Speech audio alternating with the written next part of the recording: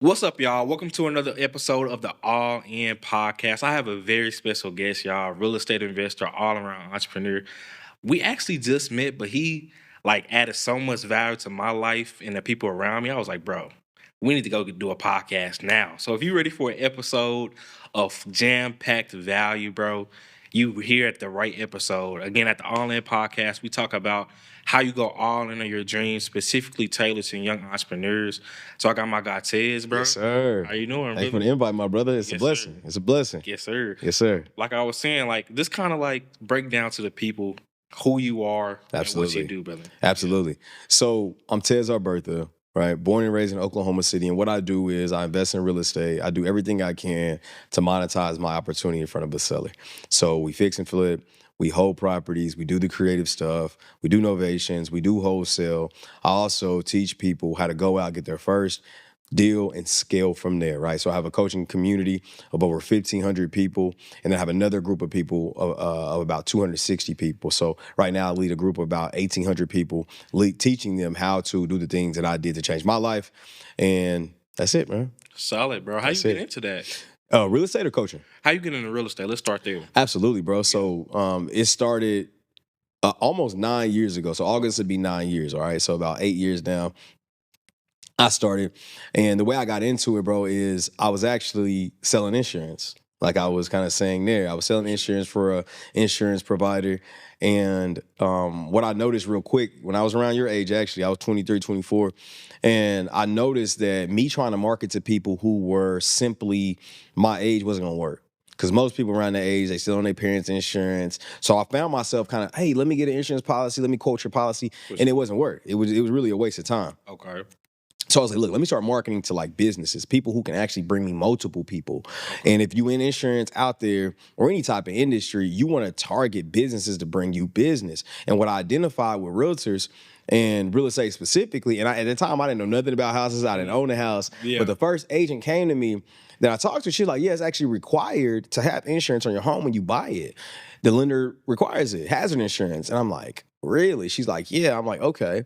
So most people when they buy a house, they have to have the home policy, Okay. and then they gotta have both their cars. At the very least, you're talking 3 policies instead of me marketing to my young teenage friends or early 20-year-old friends for that one policy. So the concept of marketing business to business hit me around that age.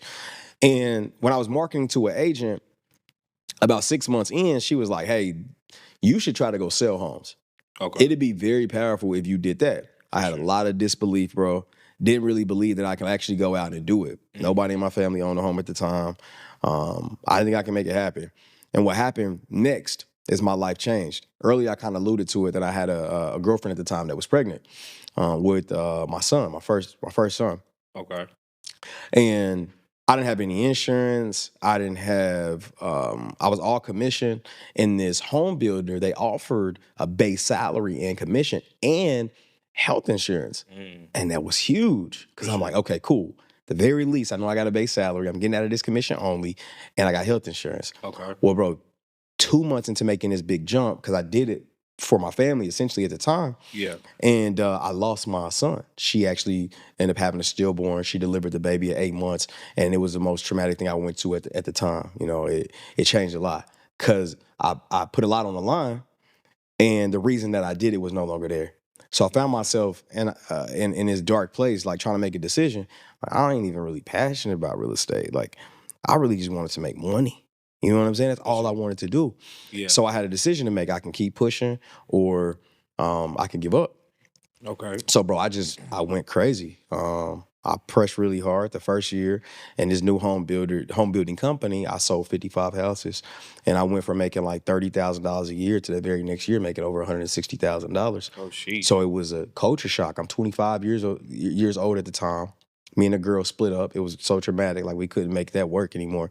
Mhm. So I'm young. I just made over 100,000. I feel like I'm the man, Yeah. and that's how I got in, bro. That's how I got in. Solid. So 2015 or 2016. 2016? Yep, 2016. I'm tripping. I'm getting my years mixed up. But when you got into it, so it wasn't from a place of passion, it was a place of money. Yep. So when did you 100%. find your passion? Or do you have passion for it? Yeah, no, I do now. I think that's the biggest thing. Like when people say, man, I got to real estate because I really like helping people. Man, honestly, I'm going to be real with you. I don't know why other people get into real estate. I got into it because I need to change my situation. No, I need to help my grandma. I need to help my family. I need to help my current situation at home. And I wasn't making no money, bro. I was making like $2,500 a month at the time when I first got into real estate. So instantly it was money. And I think that I went through an even darker period because I didn't really grieve my son because I put it all into work. Like I didn't go to my son's gravesite for over a year and a half because I just focused on work. And I kind of pushed it to the back of my mind. Although it motivated me, making money is what really pushed me. That was my love. That was my passion. That's everything that I wanted. And then so when I got the money, I started making the money. I didn't have a purpose. So I went through a dark period again. You know what I'm saying? Mm-hmm. And a lot of people really don't know what that's like, especially being our color, coming from places where we come from, growing up. A lot of our problems can be fixed. I don't know a lot about your past. I'm just kind of for sure. assuming and projecting. I apologize for that. No worries. But a lot of us, our problems can be fixed with money. A lot of the problems that we see growing up, we're like, man, money can really fix the things my mom going through, my dad going through. Money can really help. So we really glorify it on another level. And then when you get it, it's not that. And people right now who may not have that money could take this the wrong way. And this message ain't for you. Yeah. Truthfully, the people who has gotten it, that's the people that's going to understand this message. And that's what I went through. So like you said something that hit everything on the money because like I started real estate at 17, right? Mm-hmm. So 2 years later, I made $400,000 in 7 months. So at 19. So, we expect money to fill a void that money can't fill. Another thing is we glorify money too much. That's just what it is because, I was living in the high rise. I was thinking I ain't have to wear deodorant. I was thinking my crap don't stink. I was thinking all that, man, because of money. Yeah. And it also put me in a dark place because the Bible says whether you're a base or you're abound, be content. But people been low, but people ain't been high and been content. Being high and being content is a whole nother thing. Yeah. Right? Yeah. Because like money amplifies issues. Mm-hmm.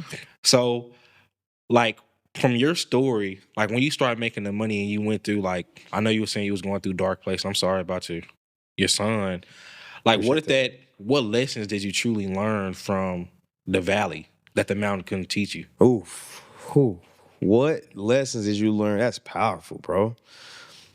I'll tell you, one, this next generation of apex individuals is very impressive. I'm very impressed with you, bro. That was a very great question, and you got a lot of perspective from life.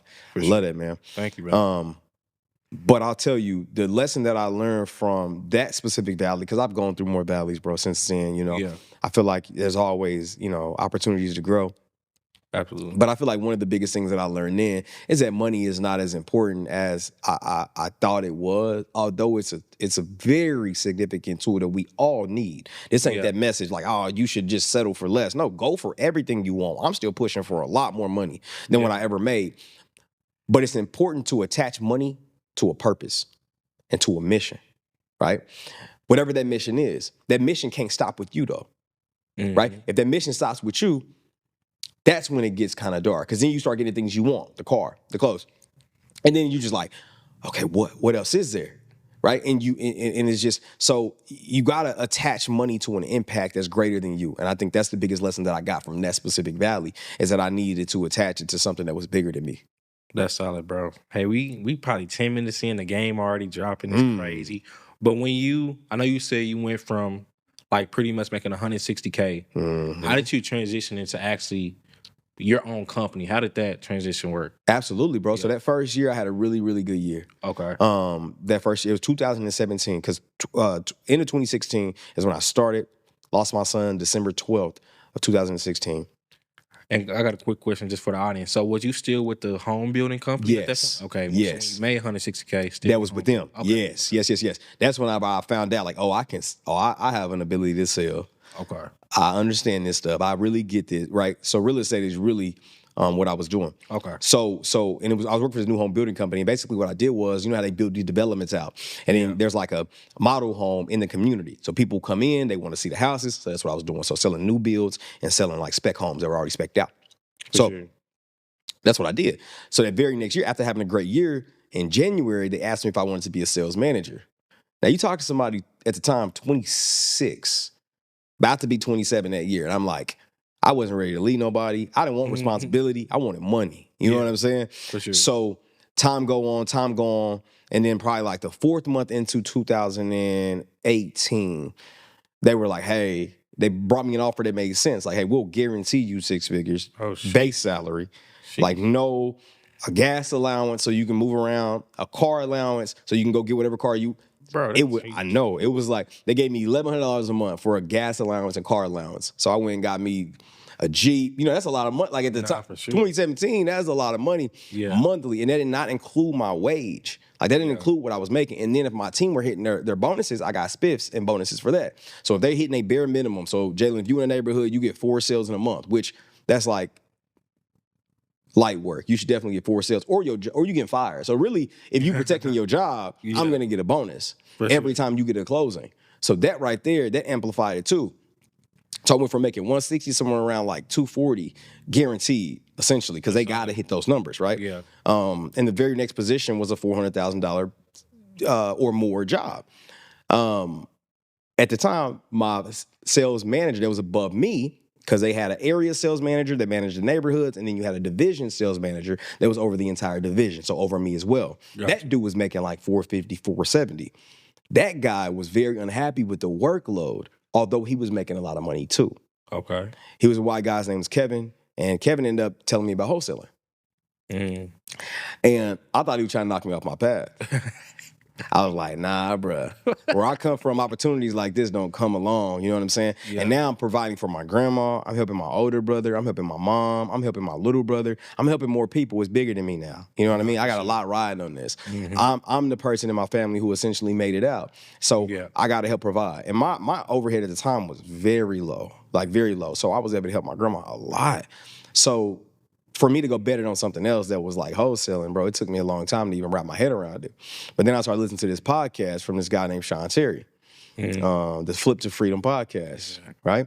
And so after I started listening to that, I didn't have no mentors. I had a podcast, and I was like, man, and I started getting unhappy too.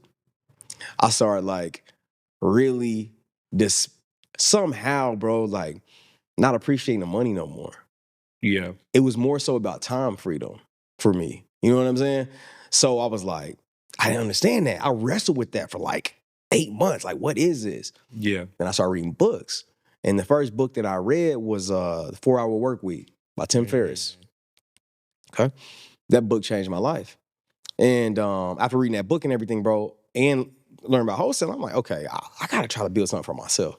Because this right here may not be here. Okay. They tell you about the illusion of security when it comes to a job. People think you have security until somebody takes it away. Okay, that was just an illusion. You don't really have a job. I feel like a lot of federal employees are finding that out now, unfortunately, that there is no job security, right? It doesn't exist unless you create your own opportunities. For sure. You know what I mean? So I found wholesaling, and in my first year, first of all, they found out what I was doing on the side, me and my business partner at the time, who was also my manager. And they fired us both on the same day. They gave me an option. Do you want to stay here or not? Long story, pretty much they boxed me in to where I was like, look, can I do both? And they was like, no. Like, you got to make a decision. So they ended up letting us go. That very first year, we made somewhere around like $378,000. Now, we got let go April 1. So it wasn't a full year. Our first full year was 2021.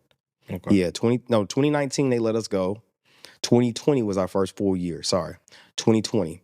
So in 2020 we did 1.2 million wholesaling, and we never implemented fix and flipping. We were straight cash. Give us our money so that way we can stack our money. We knew what we wanted to do. We wanted to roll our business out in phases. So first wholesale, next buy and hold. After that, fix and flip. Okay. So we treated wholesaling as an ATM. Anytime we needed money or something like that, we'll do it. If not, we're going to hold it or flip it. But that first year is when we had our first 7-figure year in 2020. Then we implemented fix and flip in 21. And you know what happened. That market was insane. Yeah. But what's crazy is our wholesaling business was doing so well. We really didn't keep a whole lot and flip a whole lot. Like, we probably flipped like 30 houses. I know it's a lot of houses for some people. Like, that's a lot of freaking houses. It is. But we were doing 20, 25 deals a month. And people were paying outrageous prices for wholesales. Yeah. You know what I'm saying? Yeah. That year was a crazy year as well. So Anyway, that's the way got into it, and that's the way I started. Now that's solid, bro. Like, y'all came hard. Was it? You think it was because of the skills that you built before? 100%. Okay. 100%, bro. We were both in leadership roles in a $1 billion company. Mm. They had a $400,000 marketing budget every single month for new leads.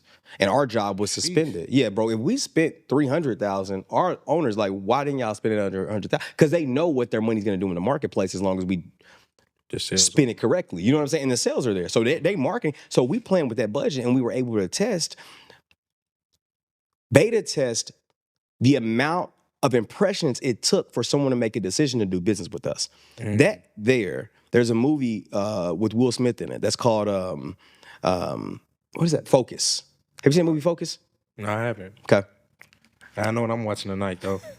I know. Focus. Basically, what Will Smith does in that movie, he teaches. It's kind of like they scamming people and getting over on people. But basically, he shows them something before it's time for them to make a decision 4 to 5 times. And they find the number that works for them. Sometimes it's more. To when it's time for them to make a decision, they think it's their decision, but ultimately the decision was made 5 or 6 times before that. It's like McDonald's, for instance. When you see McDonald's on a commercial, McDonald's don't expect for you to get up off your chair and go buy a burger. McDonald's just want a brand. So whenever it's time to pick a burger, that decision just a little bit easier. Same with Snickers and Coca-Cola. These companies could have stopped marketing and doing commercials a long time ago, right? Because their brand is so big. Mm-hmm. So what we look to do is we wanted to roll our business out in phases, and what we were able to test with that company is how many impressions did it take for a person to do business with us, right? Okay. So what we did was bandit signs, but we branded it with our company. It wasn't We Buy House Cat. No, it was our company, specifically with our logo, our website, and everything. And it wasn't for nobody to call that. Mm-hmm. We branded the entire city with that. We ran ads. We called them. We used our name and everything. So by the time we get in their door, they like, y'all are a big company. You know what I'm saying? Like, I see y'all everywhere. For sure. It was just so easy it was just me and my guy. That's solid. I know people call that like the omnipresent approach, like hidden each way, because, that happens a lot to me. Like, I'll see a Cane's commercial for like 3 times straight. Well, I want Cane's the next day. Like, you know what I mean? Like, because it's so much, they pretty much training your mind subconsciously to make you want it. So omnipresent approach in marketing is super solid. And it's something you said that really hit home. So like, y'all, if y'all got a W-2 right now, you're building skills for your future. Facts. Right? Like, people so worried about getting to the palace, but they don't build skills in the pit, right? Like Joseph, when he was thrown in the pit, when he had to go to prison and all the situations he had to go through that was building him up to be the second head in command in Egypt. So just because you're in a pit right now at a job or a W-2, use those skills and really like know that this is for a season and a reason. Mm-hmm. So when you get in the palace, when you start your own company, now all those skills, like you taking those and running with those, right? Would you agree with that? 100%. Yeah. I think one of the biggest things that messes most people up, and they don't realize what you just said. They treat job as if they have to be there instead of they get to be there. Mm. And I think that, everything's an opportunity. If God blesses you with another day to provide for your family, that you should be thankful for that. And if you get to show up where somebody is taking on all the risk, a lot, providing you an opportunity and paying you, that is a blessing, no matter however you look at it. And I think that, too many times people hop on social media and they get this entrepreneur like idea or concept and not really know what it actually means. It's glamorized way too much, in my opinion, because some people ain't built for this. And that's important. But while working at a job, ask questions. Remember, learn and earn. You in a position right now where you can connect to the boss and figure out systems and processes and why they do what they do. And you can apply it to business. There's a lot of business principles that work in different industries. And that's the only thing that most people need to understand, especially when you go to your job. So hopefully if you got a 9 to 5, you go in the next day like, okay, I'm here with intent. I want to understand and ask questions and find out how this thing really, really works. Bro, so much game. So like, what do you say about like the social media game and the guru game? Not talking down on anybody that sell education or anything like that, but do you feel like entrepreneurship is over glamorized And pretty much, do you feel like a stigma of if you're not an entrepreneur, you're failing? Do you like get that vibe from the marketplace? I Right now? definitely get that vibe from the marketplace, and I think that it comes from one, people who have something to sell you. I feel like that definitely is a large role there, and everybody have motives. You know, everybody got motives, and I feel like the people who share the most and blastings out the most are people at a job. And unfortunately, when you find out there's a new hustle out there, you know, you go down this rabbit hole and you stop appreciating what you have. And that's very scary. You know what I'm saying? It's much like myself when I was in that job. There's definitely times where I've taken really big losses and I thought, like, man, did I blow a great opportunity on something that was, and then I remind myself that I couldn't live the life that I live now without making those sacrifices. I definitely make more money. Sometimes it's not about more money if you have peace of mind. You got to be built to not have a peace of mind in this. You got to have faith. If not, you would take yourself out the game. Mm-hmm. And I mean, like, out of life. Some people really opt out in terms of taking their own life. You got to be mentally built and you got to be able to weather the storm. And some people say that, oh, yeah, I took this sacrifice. It's different out here, man. It's different. So I definitely feel like it's over glamorized, and that if people actually took a real look at it, they wouldn't want it. A lot of people wouldn't want this. Oh my goodness. You don't know. You know what I mean? Oh my. And that's what I'm telling people. It's like, okay, you make $50,000 a year and you want to instantly go make $150,000 a year. So you'll give up your 50,000 and try to make 150, not knowing the person who go make 150 got way bigger problems than you at 50. Are you ready for those problems?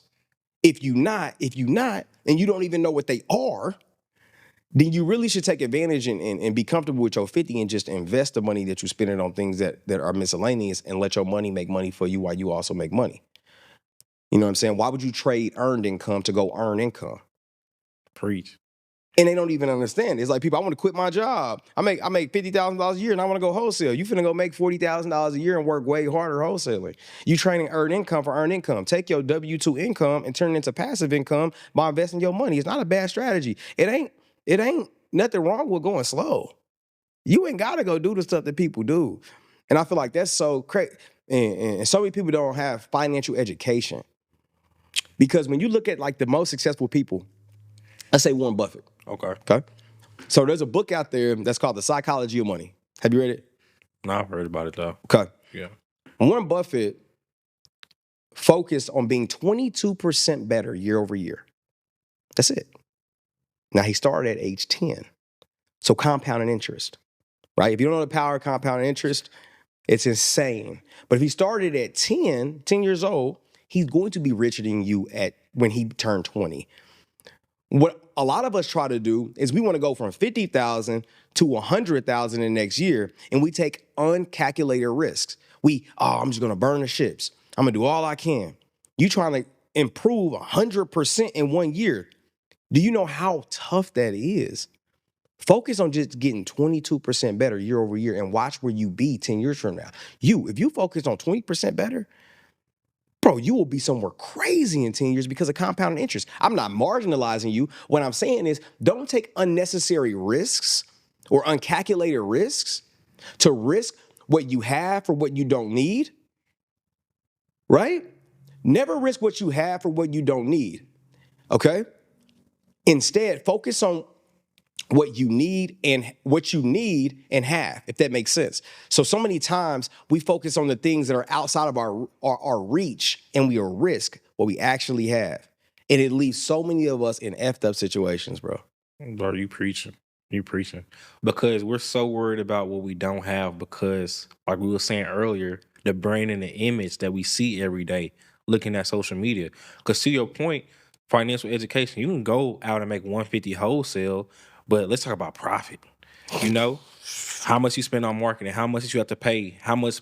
So like they showing you this glorious number, but not telling you everything that goes into that number. Mm-hmm. So now you feel like you less than, but you probably making more than the owner that's making 150 anyway. Facts. So it's like to your point, like you hit it right on the money. And I want to tell my young people, or even like, you know, mid age, wherever you at in your journey, like he said, just be better than you was yesterday. Facts, man. I don't know if you know about Myron Golden, but he teaches this Mhm. principle: be, do, have. Mm-hmm. And so many people focus on have and don't focus on being and doing. Mm. So that, like, he the go, Mm-hmm. he the go. But again, like, Mhm. just be better every day, because like I also day trade. Mm. So like if you pull out, like, if y'all watching this YouTube video right now, if you go to compound interest calculator on your phone, put $1,000 and put 22% over 20 years, I know you could be like, bro, this number got to be fake. Mm-hmm. Like once you look up that, you're gonna be like, Mhm. this number is fake, but it's real. Yeah. But you have to become more, to do more, to have more. So just focus on getting better and play your journey, bro. Because let me tell you this, bro. I made one of the dumbest decisions because I was naive and young, and I was falling into the comparison trap. So I went to Mhm. Donovan Ruffin's mastermind. You know Donovan? Yeah. Oh yeah. Yes. That's my guy. We did a podcast. Oh, that's solid. So pretty much I went to his mastermind, and it was this guy there.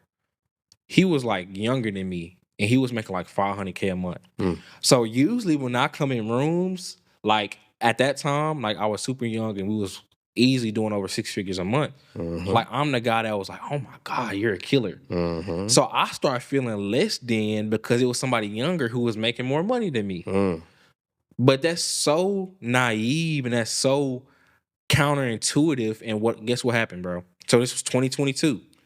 This was like May 2022. Tell me why I went all in on my company.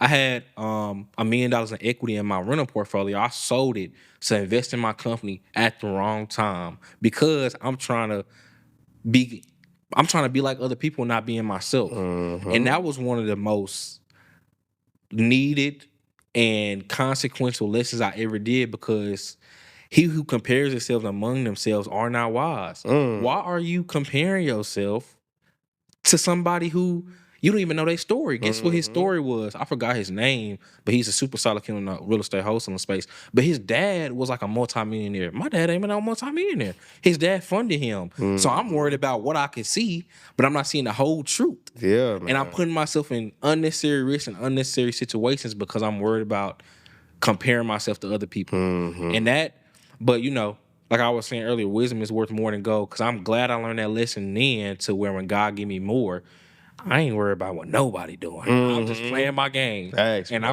I'm just, you know, playing my game every day. I'm not worried about what you doing. Like again, I'm all about, again, that's why I want learning from you. Like you farther than me. I want to learn everything you can tell me. That's why even this conversation is breaking down barriers. But I'm not gonna go home and be like, oh, cause Ted's doing 30 deals a month. We gotta do 30 deals a month next month. I'm like, he farther than me. I can't compare your chapter 25 to my chapter 5. That's a fact. So That's yeah, the biggest thing. And it's like age do not equal success by no means. So this ain't that message. But you got to remember, I've been in real estate for 9 years, 8 Yeah. years, 8 years, almost 9 in August. 8 years. I'm supposed to be ahead of you. Yeah. The only thing different is time, bro. And what's crazy though is you gonna get there before I got there.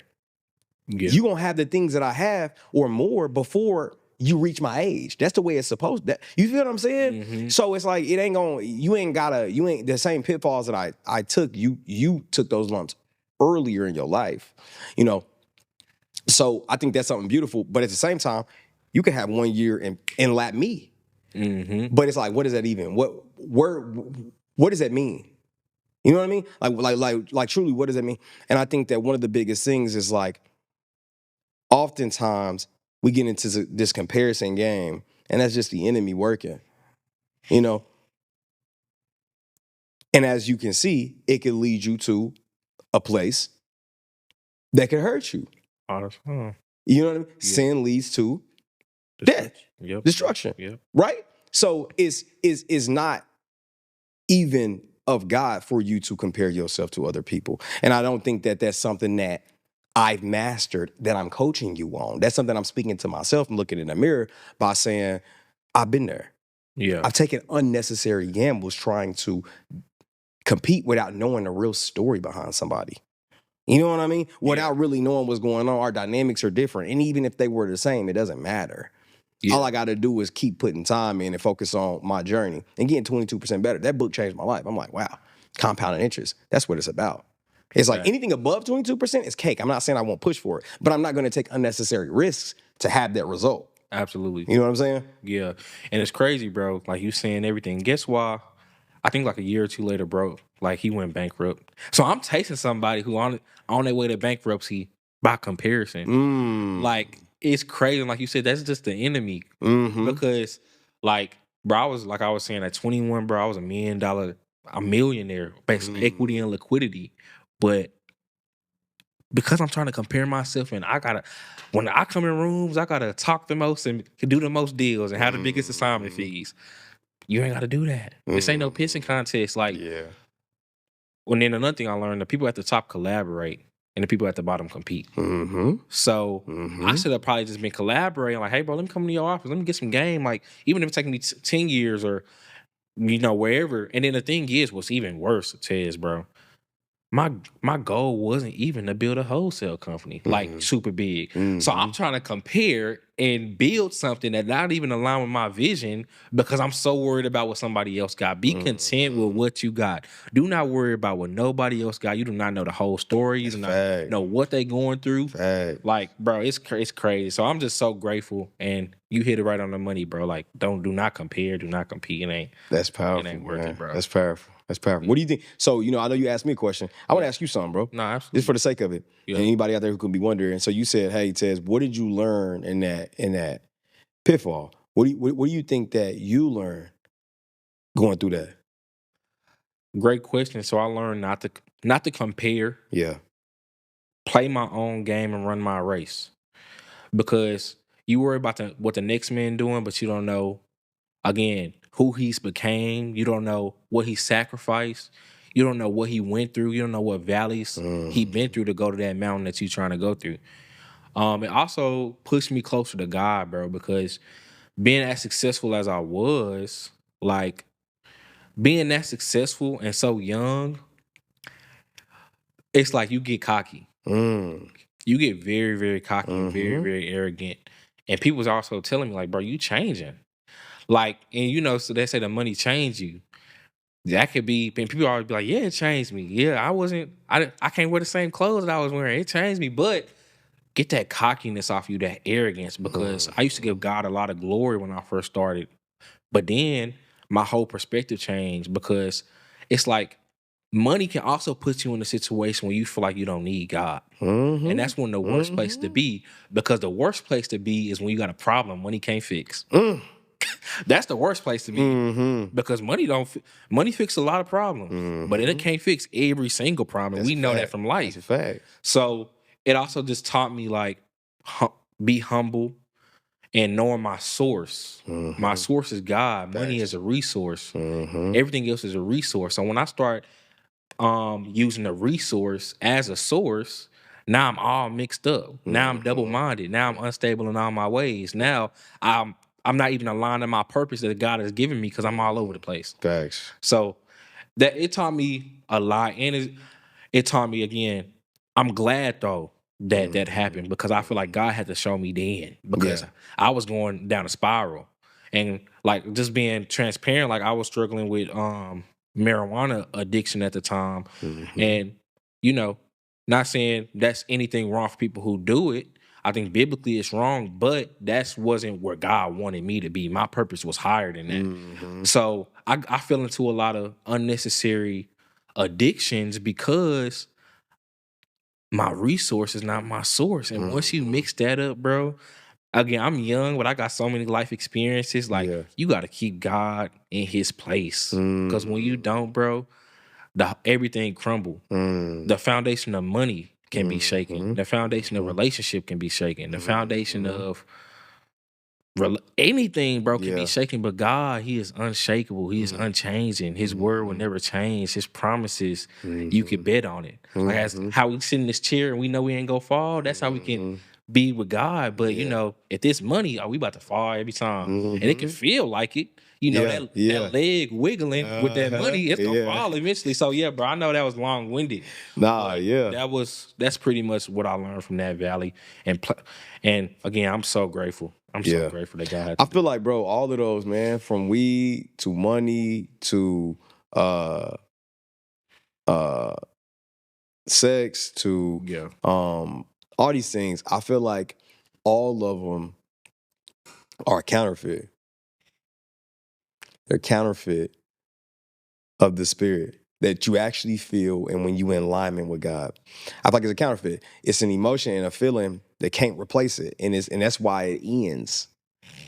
You know what I mean? Free. That's why there's an ending point to it. So then, you go from smoking a half a blunt to then a whole blunt to then an eighth. And then you just trying to get as high as you possibly can. You smoking, you just sitting there smoking all day. You find yourself in situations with people you would never be around. You would never hang out with. We ain't got nothing in common except this.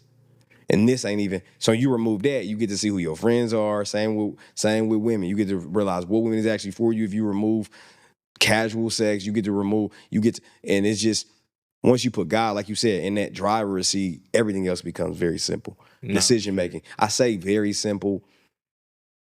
What I mean is that the tough decisions become a lot easier. The right decisions become a lot easier, a lot simpler. Because what I alluded to at the very beginning of this is what you've already opened up and described. And I hope that somebody watched the entire time to get to this point to understand how it came full circle. 10 years older than this young man, and he's already got the lesson. When I talked about money not being everything and experiencing that, what does that feel like? You don't know until you have it. And like you said, until you have an issue that money can't fix. Every level there's a new devil. Okay. So you have situations down here. Like I was explaining earlier, you got at $50,000, you got problems. Everybody got problems. 100,000, you got problems. 100 million, you got problems as well. The problems just change, but you always have issues. And that's the biggest thing. Me and my lady actually share this idea. She got this saying where it's like people without money look at kids who grew up with money and the complaints and problems that they have, and we discredit their problems. You can't do that. Everybody got problems. You don't know just because F you, dad, like, be a millionaire and you saying, that's crazy. You got this issue. You can't discredit nobody's problem. You can't compare pain. And I feel like that's where a lot of people go wrong because they think that, you say the worst thing you had to deal with was that you didn't have a lot of time. Yeah, but you don't know what it's like until you in that situation. Because the crazy thing about money is that instantly we marry money and power up, right? Yeah. And it is power, and you can use it for good or bad. It's like you almost a superhero, right? No, for sure. You can use it for good or bad. You can have all the girls you want, you can have all the drugs you want, you can have the cars you want, you can have the clothes you want, and you can have all the people around you that you want, 100%. That power, though, can get to your head and make you feel way more powerful than you actually are when it comes to control. And that's the most humbling thing. So bear with me.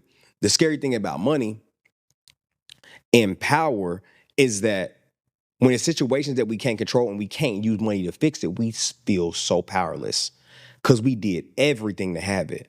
And the thing about people, that's why anyway.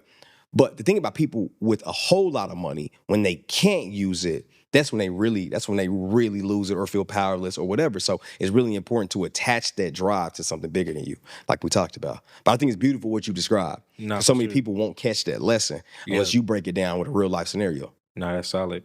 No, 100%. And like the thing is, like you said, it's counterfeit, right? When Satan tried to be God, counterfeit. So Satan rules the air. So he's trying to establish his counterfeit kingdom on earth, right? So all that stuff, it's gonna feel good the first week or two, but just give it 3-4 weeks, then it's like, okay, cool. But yeah, like gems on gems, bro. So like for entrepreneurs, bro, like what would you say? Obviously, you turned up tremendously in real estate. I think I was watching. Well, I was watching your Instagram before this. I think your second year hosting, you did 2.2. 1.2. Okay, and then your third year, or Yeah, my third year, yeah, two. okay, I Yeah. got it mixed up. So like, bro, like somebody in wholesaling real estate that's trying to scale a business, Yes, sir. what could you give them like some game? Like, how do you scale a wholesale business? Skill by letting go, man. Like I was talking about earlier, you got to let go of the things that you do. Like I talked about, if you're making 50,000 to get to 100,000, you can't do the same stuff you was doing at 50,000. You just won't get there. Yeah. 100,000 to 200 to 250, you can't do the same things. You got to change. I know it's crazy. Like, okay, we understand. No, like seriously, like you're not gonna get there with the same habits. You may get lucky and make 100,000. And I say lucky because you waking up late, you ain't going to the gym, you ain't spending time in the word, you ain't tracking your KPIs. You kind of stumble up on 100. But to get to 250, a lot of that got to change. You got to tighten up. You got to really watch your books. You got to know what you're doing. You got to watch marketing channels because they change all the time. You got to be educating yourself. You got to be in podcasts. You got to go to masterminds. You got to be around the right people. To get to that 7 figures, oh man, you're going to have to really add pieces to the puzzle. You're going to have to add people. So you got to build out a system and make this thing systematic. Like me and you were sitting here talking. There's leads coming into my system that my team is calling right now. And it does freak me out until I'm in a situation where I gotta sit there and just kind of see what happens. I can trust my system and trust the people. I have a sales leader that's over all of that too. I pay him on every single deal, rather he close it or not, because he also gets deals on the. I pay him on every deal because he oversees the office. There's times where I'm like, is it worth it? 100%. 100%. You got to be willing to do that. When you look at people like Bezos and Musk, these guys, they don't own these companies. They own a percentage of these companies. Elon Musk owns 9% of Tesla. 9, right? And it may even be lower now. Bezos only owns like 23% or something like that. You got to give shares away to get it to where you want it to be. So I would say one of the biggest things, bro, is being willing to spend money to bring people into your business, to complement your business. And stay away from partnerships. That's it. Stay away from partnerships. I can go down that road, but so many times we want to partner with people, okay? Strategic partnerships with exits are important, with the end date or a deal-by-deal partnership. I'm not saying stay away from people who bring value to your company, but don't split 50-50 with somebody off the rip. It's easy to say 50-50 partnership when it ain't no money involved. It's not as easy whenever you start making a meal because one person feel like they doing more. Every time. You can have shares to your company that you bring somebody in on with an end date and expectations in terms of performance. Okay. Right? So example, I said my sales leader gets 10% of every deal that we close. If he's not performing, he's gone.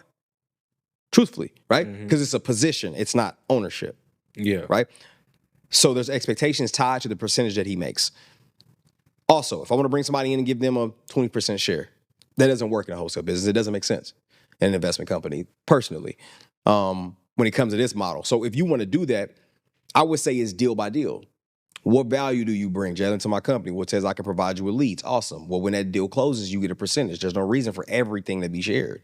You see what I'm saying? For sure. When the transaction's over, then we're done. So I think that it should be partnerships if you want to do partnerships with an end date, because you can scale by yourself in terms of you being the head of the ship. Everything else can be hired out. Why would I give somebody 50% when I can pay somebody 5% or 10% or 20% or a base salary plus a small commission for the same thing that person would do? So I would say, yes, share the pie, but don't give it away. Got you. So I do have a question because you started off in a partnership. So what happened, if you don't mind me asking? Visions. Okay. I still got a great relationship with them. Yeah. I say great loosely. I say good relationship, right? Yeah. There is no bad blood. But our visions just didn't align anymore. And the thing about me and him is that we're really good at what we do. He's still being very successful. We're really, really good at what we do. And we know that. So I think for a while we were able to humble ourselves to being the company to make it work. And by the end of the relationship, probably like the last like 6 to 8 months, I started to feel as if I was better off to do it by myself. Right? Every deal I'm splitting 50%. And it wasn't a greed thing. It was more so like a self-worth thing. Mm-hmm. And I think that our vision started to realign. He didn't want to jump into coaching. I did. I coach, I help people, I mentor people, all of that. He didn't want to jump into it. And what happened, just to rewind, I had a buddy that did like tattoos and stuff. And he's like, Ted, you really need to post stuff on TikTok. And I was like, nah, I'm cool. That's like kids dancing. I'm cool. Long story short, bro, one night I posted TikTok. I wake up in the morning, I got like 100 something thousand freaking likes on one post. And I'm like, wow. And a hell of people saying, teach me, how do I do it? How do I do it? How do I do it? How do... And I'm like, start responding to them, trying to help them. By the time I respond to 10, I got 10 responses from them. I'm trying, it wasn't working. So I kept posting on TikTok. Now I got like 400,000 on TikTok. But at the time, I only had like 20,000, but it ramped so fast. Mm-hmm. So then I came across somebody named Tony the Closer. I don't know if you know who that is on Instagram. Sure. And one week he made like an M from just teaching people how to do it online. And I'm like, now that's a win-win. Teaching them how to do it. Yeah. Oh, yeah. You remember that? Yeah, I remember that. I was like, bro, this is crazy. I said, what? So that's when I was like, bing, light bulb. We need to teach people. So I'm like, we can make money teaching. We can make money doing it. More than that, we get to get more deals in. JV opportunities. We get to buy them from our students. Like, we can turn our marketing channels down, focus on marketing this way, and bring way more deals in and do more deals. My focus was deals. It was buying and flipping. This is 2021. Mm-hmm. Okay? So I'm like, bro, I can utilize this brand just for deal attraction. And that's what happened. We started getting deals in. He didn't like it in terms of teaching people how to do what we do. He's more conservative than I am, a lot more conservative. So he has like more so like a scarcity mindset, not to speak bad about him. That's not really a jab. It's more so the truth. And I have an abundant mindset where it's like, yeah, if I teach Jalen how to do it and he knows how to do it the right way, more than likely, any deal he get, he's going to come back to me, 100%. Right? Yo, bro, I just got a deal. Can you look at it? Yeah, I'll buy it. Would you sell it to me? Perfect, right? And that's the way it worked. Not saying you would have to, because a lot of students don't bring me their deals. They go do whatever they want to do with them, and that's fine. But a lot of people still do. Mm-hmm. That's the way my mind was working. With him, it was different. So because of that, that's one thing. But that type of mindset started to bleed over into other aspects of our business, right?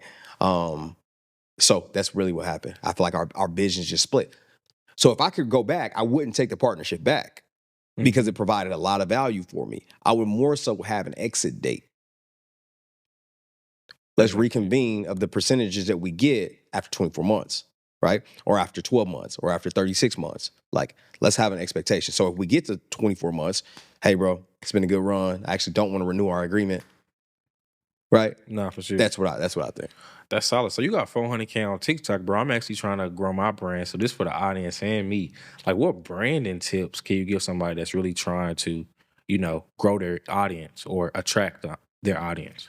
I would say, man, use ChatGPT. Oh, for real? Okay. I'll show you some stuff after this. Okay. If you out there right now and you want to grow it, the same thing he just asked me, ask ChatGPT. Mm-hmm. Put in a killer prompt. People are underusing that platform. And, man, you scripted. No, just get the framework from them, because they already know. All you really got to do is go get whoever the influencer is that you like. You can go do mine. Get the link to their page, go share it into ChatGPT and say, hey, I want to create content like this. Can you give me a few ideas based around my niche, which is wholesaling or flipping real estate, and make sure that I have a hot hook so I can catch the attention and go viral, and then go consistent and say, just give me 30 variations of this. Awesome. Now give me 30 more. Now give me 30 more. Now give me 30 more. You come up with 365 and you just go shoot them. So when you sit down like this, you sit down in front of the camera, you got your script, you got everything ready to run, you ain't got to think about it, you just rip.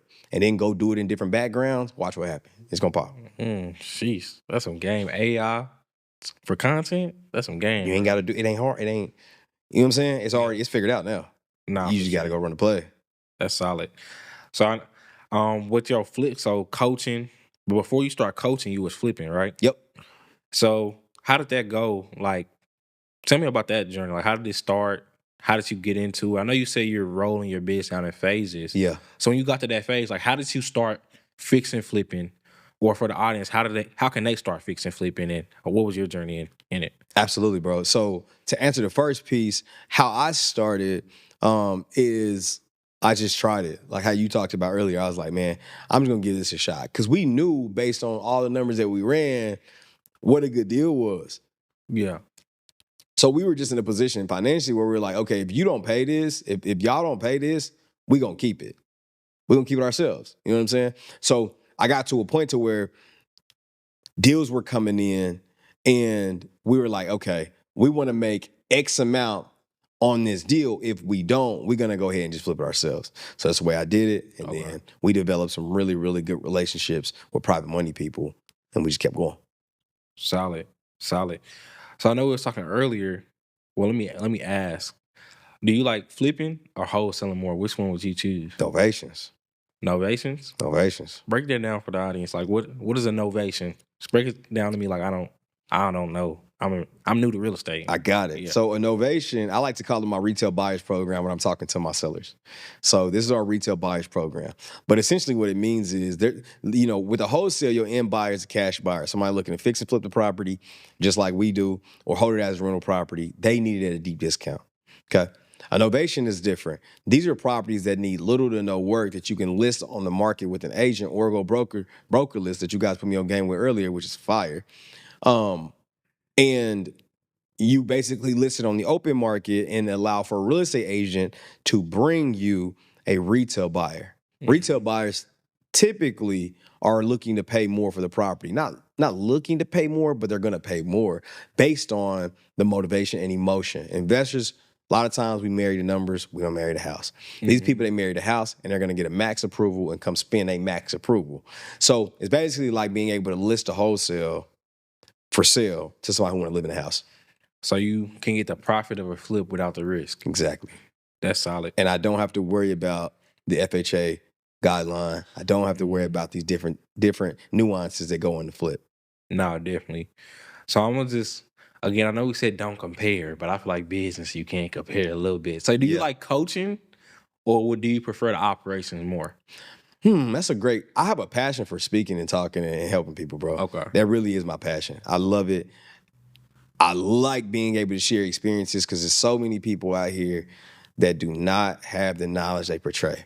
And you know what I'm talking about. Mm-hmm. So then you get in a room with them, people pay money to be in a room, and they sitting there because the person done 1 or 2 deals, bro, and they finna go get effed up. Like they finna go lose. You don't even, they betting it on your word and you ain't really even putting no work in and you ain't reachable after it goes south. You don't have the resources to help nobody out of a troubled situation. You don't have the attorneys and lawyers and deep pockets to be able to actually change the situation that you gave bad advice on because you ain't got the experience. I feel like there's way too many people out here, bro, giving people terrible advice. And then those people, their families are affected. Like it's just ugly. So I enjoy coaching. I make more money from real estate. Got you. Okay. So like, let's say somebody watching this podcast and got hella value from you. Where can they reach you at? How can they get, your offers or your mentorship? Where can they find that at? Absolutely, bro. So when it comes to my mentorship, all you have to do is go over to my Instagram. Okay. And before you talk mentorship, before you pay $1, I want you to spend time on my page for weeks, months. I don't care how long it takes. And don't reach out until you feel like I've provided enough proof or information for free. Okay. I also have a free community where you can go get a wholesale course right now, learn how to get started in wholesaling. I have about 1,500 people in that community. It's a free community, no cost. Jump in, get the basics. At Tez Arbertha on Instagram. That's at TezArbertha on IG. Plug in. Let's go. I got so much value from this podcast. I hope y'all did as well. This the All In Pod, where people go all in and tell their stories. So again, brother, thank you for tuning in with us. Pleasure, bro. Yes, sir. I'll see y'all on the flip side.